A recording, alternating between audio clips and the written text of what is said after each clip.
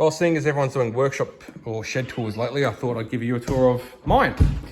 So this is my garage. It's not actually a shed, it is a garage. It is attached to my house, which is through that door. So this is my garage. Don't really know where to start, so I'll start right about here. This is one of my workbenches, not too hard to tell. That's just parts that I've got sitting there for other jobs that I've got coming up next week. Quick backstory, I'm a mechanic of over 22 years. I've run and owned workshops most of my life. Currently work for myself as a mobile mechanic. It does make things hard rolling around on the ground, but if I do have like family's car or close friend's car on a weekend, I do bring them here and sort of work on them in here because I've sort of got everything on hand, but that's sort of the deal. So workbench, got some stuff down here, got my bike stand, axle stands, oil containers and stuff like that. Silicons, all that stuff. That's just a sort of a mix of everything. I've got my Milwaukee tools, Sawzall, 1/2 inch rattle gun, 3/8 rattle gun, a couple of Azito stuff as well. It's cheap, but it works. A little tire inflator, little angle grinder, Milwaukee torch, and electric ratchet. Small toolbox that contains some basic tools, as well as I've got a Bunnings special toolkit there. These are the two that when I'm doing on-site work, I take those two with me, as well as some of my Milwaukee stuff. Excuse me. I've got just a small compressor. I don't use it too much. I mainly use it just for pumping up tires and using my brake bleeder. That's basically it, because everything else is electric. This is my welder, SIG Weld 3-in-1, does arc welding, MIG welding and TIG welding. I've never used the arc welder. I'm just personally not a fan. MIG is what I use the most of, because I do like making exhausts and stuff like that. And then I've got my TIG torch down there. Straight argon that runs my TIG, and then pack shield or Argo shield, depending where you get it from, to run my MIG. A couple of trolley jacks. Moving over here, some Dexion racking. This is just full of random stuff. Whole bunch of car magazines. Got springs, spare parts, all that down there. Electrical stuff. A blown diff, which I've got to take to the tip, which I pulled out of a customer's car. Got some other tires around the corner there. Up there I've got some stereo stuff, just random parts. Spare stuff for my HZ Holden, which is this. This is my weekend car. You may have most likely seen it in other videos, but I'm not going to tell you anything about that car yet, because I'll probably do I will definitely do a separate video on this car at some stage. The boot is open, by the way. It doesn't normally sit like that. That is my business name, by the way, in case anyone was wondering. Feel free to find me and like me on Facebook. You already know about those two bikes. That's my daily drive, but I'll get back to that in a sec. As far as workshop stuff goes, yeah, just bolts, nuts. You can never have too many bolts and nuts and screws and all that stuff. Coming down here, I've got some more wheels and tires. These are VYSS wheels. Genuine wheels, car amps, fishing rods, yeah, and around the workshop. Coolant, a couple of different oils down there. Some more oil there. Paints, brake cleaner, degreaser is all there. More coolant and water. Driveline oils I sort of keep down there. These are just some basic engine oils. Then I've got brake fluids, yeah, WD-40, all that stuff. Chain lube, grease, turpentine, all that stuff is up there. A couple of additives. Up there I've got electrical stuff. This is just all globes. It's electrical connectors, fuses, heat shrink, cable ties, can never have too many. Random screws, air tools, and a couple of other bits and pieces are there. And then workshop tools like compression tester, cartridge oil filter wrenches, tap and die sets, brake caliper tools are there. Bit of a vacuum cleaner, heater. This is a garage extension that I've recently finished a couple of months ago. This is sort of, if I'm doing stuff from home, this is my main work area. Electrician recently came and finished doing everything. That is a spare diff, which is going to go in that, but I will cover that in another video. That's my main toolbox with sort of everything that I need in it.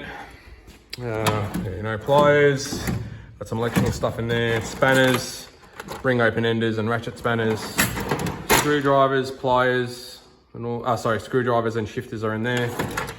This is sort of like random bits and pieces. And here I've got my pry bars, files, and a couple of other things. Some more random stuff, picks, all filter tools, verniers, impact hammer. This is like all my Blue Point gear, some more spanners, full socket set, extensions, some more pliers, chisel set, torque wrench, crow's feet spanners, fuel line fittings, book, hammers, long extensions, breaker bars, more workshop tools, yeah, just like little bits and pieces, rivets, all that stuff, and then just a drawer of crap. Every toolbox has got a drawer of crap. Some fuel, another workbench, my vise. This is my old English. I love this vise. It's been a great vise. Yeah, so Sparky came recently, put some power in there, some power there, some power there. I've got 20 amp power up on the wall there. I've also got 15 amp power on the wall over here, which is what I normally use to run my welder. Got a garage stereo that I've made out of random crap that I had lying around. I say that a lot, don't I? Lying around, stuff lying around. Got a drill press, just a small drill press, bench grinder, some exhaust stock. Got some 2-inch pipe, 2.5 inch and 3 inch, and some angle iron, whole bunch of manual bends and stuff down there. So that's that. And I don't know if you'll be able to see anything out here. So it is getting dark, oh yeah.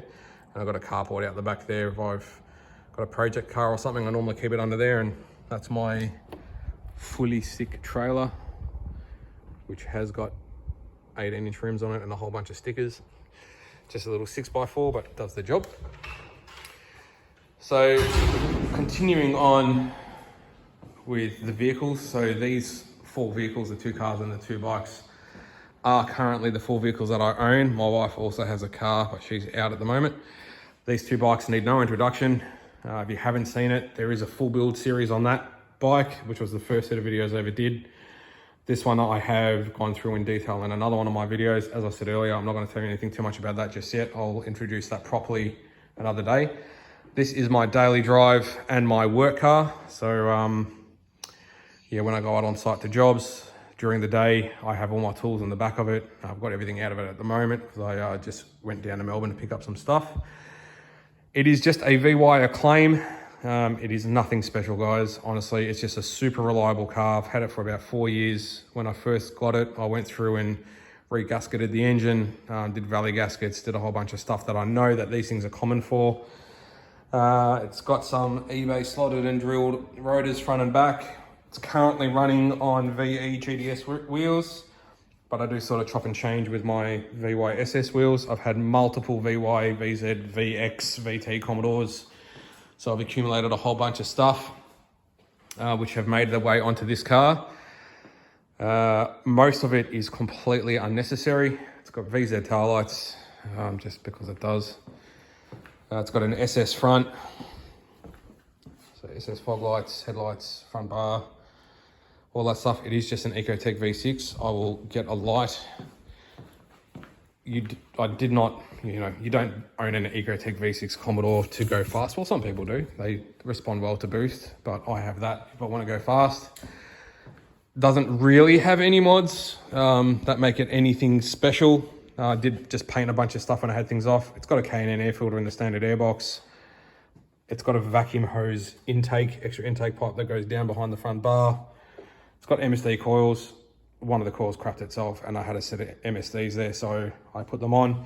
And it does have literally the cheapest set of extractors that I could find on eBay on it, because it did crack an exhaust manifold. And they just go into the standard exhaust. So it still sounds completely standard. So nothing too special there. It's got a fairly large transmission cooler on it, which I don't know if you can see. Really? You kind of can. See it through the front grille there. I do quite a bit of towing with this. Sometimes I have to go pick up transmissions or whatever, and I do tow that trailer. And I also have a boat that I use that I tow. I've got a 5-meter boat, which is fairly heavy. So that's what the transmission cooler comes in handy for, rather. It's got a light bar, another light bar down the bottom there, because I do live out in the country. Just super reliable car. Interior wise, as I said, I've owned multiple Commodores, a lot of them being SS's that I have parted out. So it does have SS front seats under those seat covers, and then all the usual SS stuff: steering wheel, shifter, handbrake, pedals. It's got some gauges. I'll use my light again. So it's got odometer, volts and oil pressure gauges, and it does have a boost gauge, which just reads vacuum. I was convincing myself to put a supercharged V6 motor in this thing that I also had. It was a freshly built L67, which I was going to put in this car, but I ended up selling that motor off. And I figured I don't need it anyway. So what for? It's got a stereo, which I'll show you. So it's got Alpine front and rear speakers, Type R speakers. It's got a couple of Alpine 12-inch subs. And it's just running a focal, a Hertz. Oh, I could have sworn that was focal. It's got a Hertz 5-channel amp, which runs everything. So that's that. Yeah, so I will get into things a bit more. I'll post another video up of explaining stuff about differentials, different differential ratios and stuff that came in these Commodores, which will be the next video to launch after this one. Yes, the thing is clean because I just vacuumed it. I went and picked up a bunch of stuff from Melbourne today and the thing was filthy. But yeah, it is just a great car and really reliable to suit my needs, and makes for a good work car. Again, there's another one on my stickers. So yeah, thanks for watching, guys. Remember to like and subscribe, and I will see you in the next video. Cheers.